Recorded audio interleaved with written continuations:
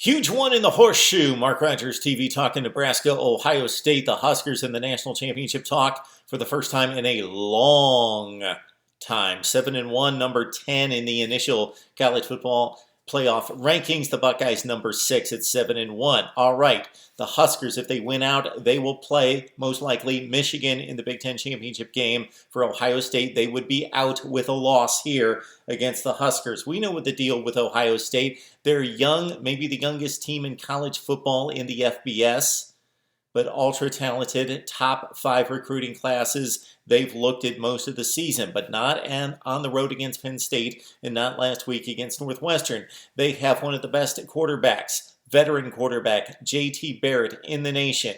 They've got one of the most versatile backs, wide receivers in the slot all over the place. In Curtis Samuel, Mike Weber, an emerging running back as the redshirt freshman behind an offensive line that is porous. We'll get to them in just a second. The defense is stout, not quite at the level of Michigan or Alabama at this point, but ultra athletic. Raekwon Millen, one of the best in the business at linebacker, and the defensive front is playing their tails off. They have speed on the perimeter, and they have guys like Robert Landers and Tyquan Lewis who can push the pocket up front. The secondary might be the best in college football, along with the two teams that we mentioned, Michigan and Alabama. Not playing dominating defense, though. Very, very good. Maybe not quite as good as Wisconsin, the team that Nebraska faced last year. 2 bugaboos for the Buckeyes. If they clean these 2 areas up, they will compete with Alabama for the national championship. But these are 2 huge ifs. Number 1, the passing game.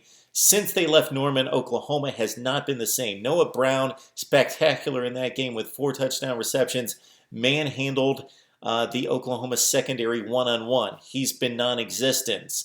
Ohio State came into the season with a lot of inexperience at wide receiver, but so much talent. You assumed with the 7 or 8 guys that they played that 2 or 3 would step up. Nobody has stepped up since week 3 against the Sooners. So, no separation in the passing game, no guys getting open, no deep threat to blow off the top of the defense, so that's a huge issue. The offensive line has been porous.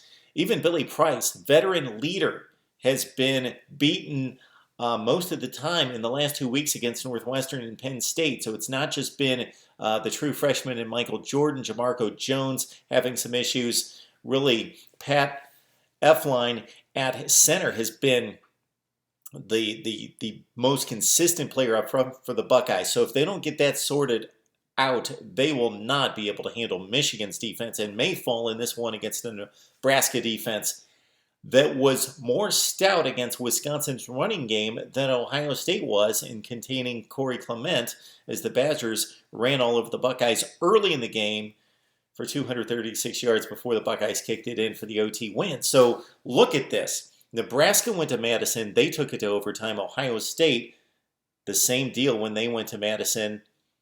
The Buckeyes played better in OT. Nebraska could not move the ball against the Wisconsin defense in overtime, but 152 yards rushing for Nebraska and only 1 sack given up against Wisconsin, which I consider one of the 5 best defenses in America. Nebraska showed us something. So, the Nebraska that we have seen since they joined the Big Ten has been an upper division team that typically goes 8-4, 9-3, but they cannot compete with the best teams in the Big Ten, i.e. the last time they played in Columbus, the last time they played the Buckeyes, 63-38, 2012. That's been Nebraska since they joined the conference. But they went to Madison, and look what happened. They played under the lights, and they played well, and outplayed the Badgers for much of the game. They did lose. But can they match that effort? Is this the new Nebraska? A competitor for the Big Ten championship? We'll see. Nate Gary, safety, 2 picks last week. Nebraska's got 15 interceptions to lead the Big Ten. The defensive front was stout. We mentioned what they did against Corey Clement last weekend. All right, the issue for the Huskers, we'll take 2 on this one. The offensive line against the Ohio State defensive front. The Huskers are beat up front. Tanner Farmer is out going into the Ohio State game. He was hurt against Wisconsin. But again, they played very well against Wisconsin up front, but they are beat up. I don't like the matchup against the Ohio State defensive front. And Tommy Armstrong, credit the kid.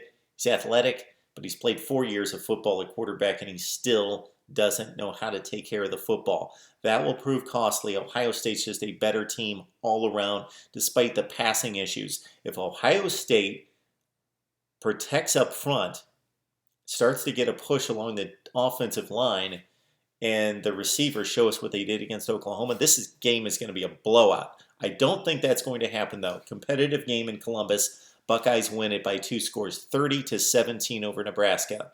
Need to hear from you. Husker fans, Buckeye fans, Big Ten, national fans. Give it to me. What do you say on this one? It's going to be a big one. The loser's out. The winner moves on. Right here on Mark Rogers TV.